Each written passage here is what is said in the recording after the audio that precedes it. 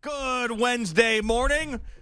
A flurry of sports activity yesterday, all after the program ended.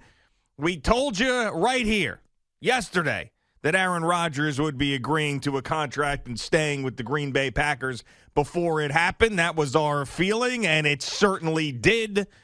Even though he said he didn't sign anything, they agreed to terms, but he is going back to the Packers, and it looks like it's going to be $50 million a year. And then after that, a blockbuster trade in the NFL with Russell Wilson going from the Seahawks to the Broncos. Kyrie Irving went off last night. And in the middle of the night, nothing is done, so I am cautious about this, but in the middle of the night, there was major progress, according to the baseball insiders, between Major League Baseball and the Players Association. They wrapped up around 3 a.m., and John Heyman himself said that he was optimistic, whatever the hell that means. So we'll keep an eye on if it is real progress or not. Good morning, Boomer. How are you? Jealous, man. You see the money being thrown around, man.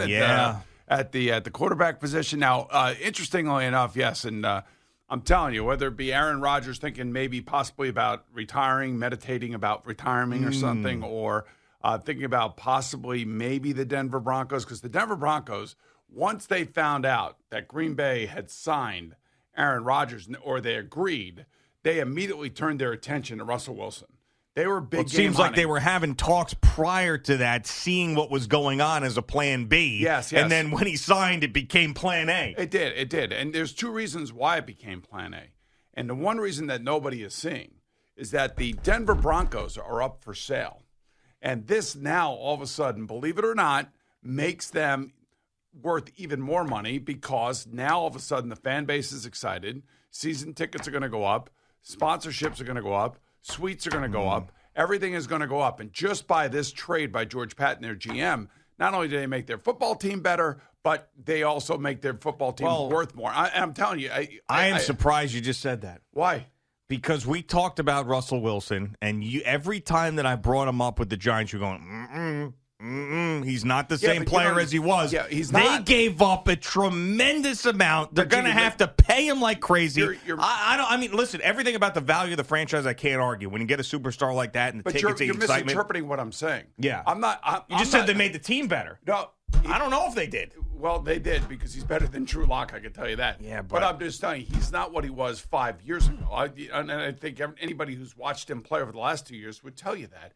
And I told you, a lot of this has to do with him getting a contract extension, which I'm sure Denver will now offer, because you don't offer up 8 assets to get a quarterback unless you think that he's going to be there for the next 5 or 6 years.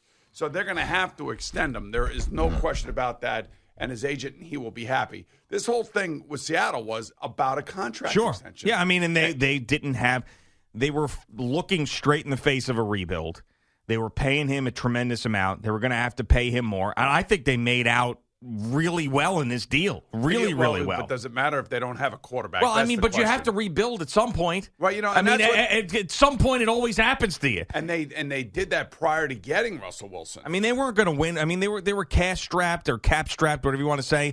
And then the roster was crumbling around them. They were terrible. They couldn't build the offensive line. I mean, this to me, when the value of Russell Wilson might not have been higher post him winning a Super Bowl than it was right here. If he played another season and they were another losing season, he didn't play well or got hurt like he did last year, they were never getting this. We were just talking about it. Why not? If you could get multiple first-round picks and players and start over that way, why not do it? It takes guts to do something like this, and man. Basically what they did is they got back their draft pick that they lost to the Jets. Yeah, for the horrible Jamal Adams trade. Right. So the Jets have, I think, the 9th pick or something, and Denver now moves right up in front of them. But the real key to this thing is that you ended up picking up 2 starters, one on offense, Noah Fant, and the other one on defense, the defensive end, defensive tackle, Shelby Harris, who's like the sneaky little really good player that Seattle got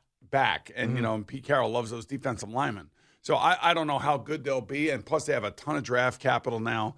And they are where they were prior to Russell Wilson coming there back around 11 or 12 years ago. So they'll try to build this team. I don't know if Drew Lock will be the guy. I don't know if maybe Mitch Trubisky will be the guy. I don't know if it's Geno Smith going to be the guy. But they'll go after another quarterback somewhere along the line. So this is kind of like the domino effect.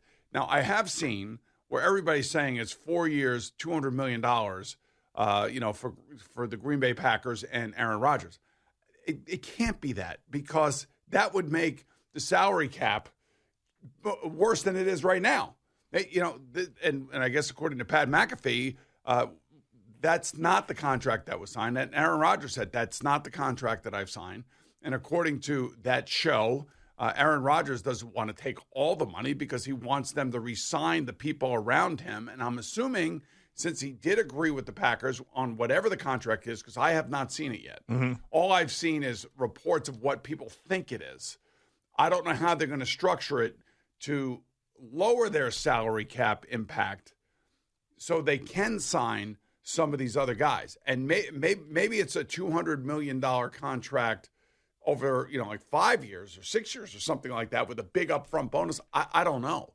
But if it's, you do the math. If it's 4 years, $200 million, that's 50 against the salary cap. Right now, he costs 46 against the salary cap, and they're trying to lower that. Yeah, I mean, whatever it is, they're going to figure it out. They're not going to get penalized for going over the cap. The main part of it is that Aaron Rodgers is staying there. Right, and Devontae Adams was tagged, and they're still going to try to talk to him and get him a contract extension too. So they still have so much more to do. Plus, they're going to have to let guys go.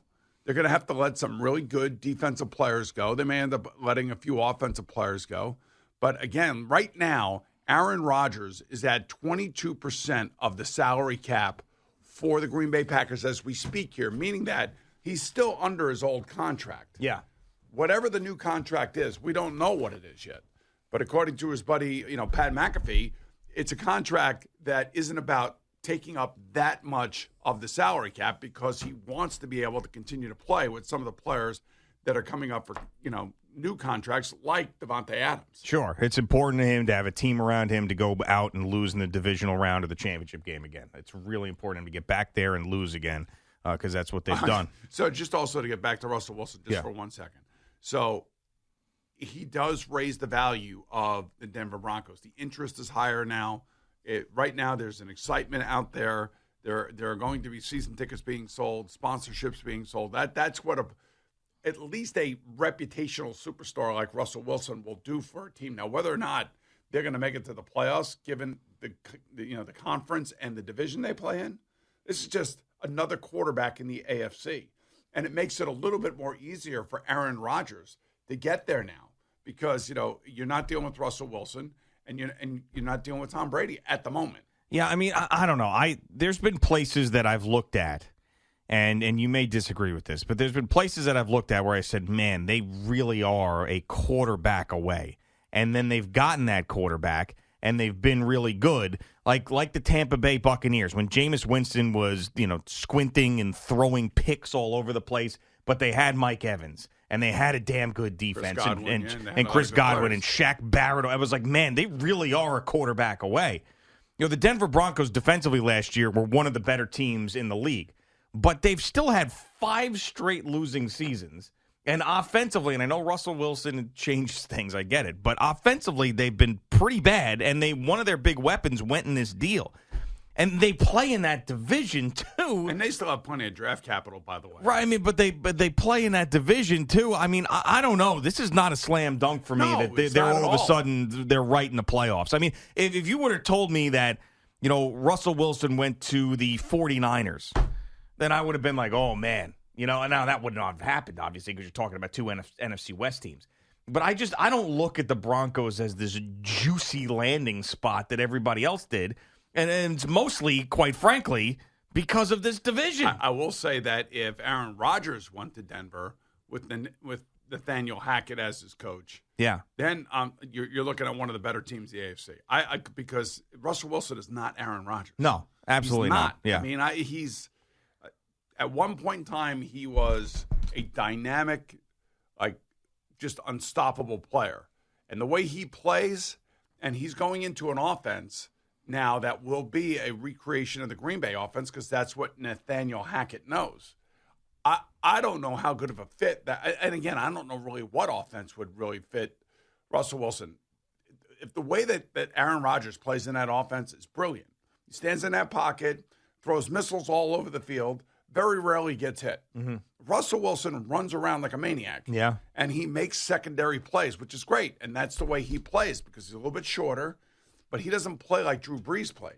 Drew Brees was another one. He was a pocket guy. He was a pocket guy. So I'm thinking Nathaniel Hackett is going to, move Russell around, and he'll modify some of the approach because I just don't necessarily know that the offense fits the player. But then again, I don't know which offense really does fit the player. I've been thinking about this.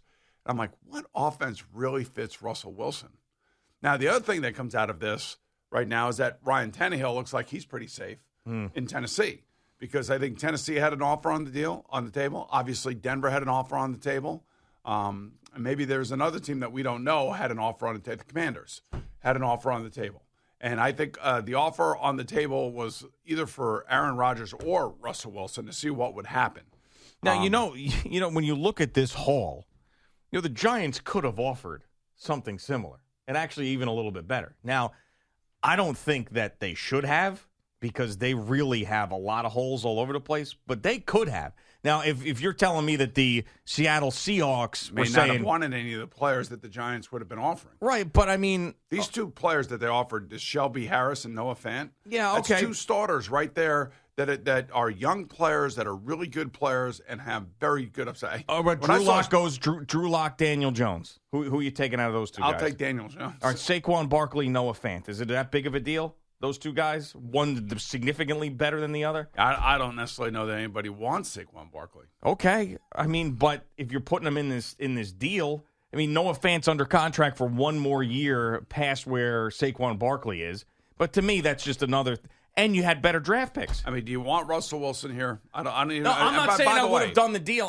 I would have not done the deal. I wouldn't have done the deal if I was the Denver Broncos, quite frankly. It's too much. And by the way, you have to remember that Russell Wilson also had a no-trade clause that he had to waive.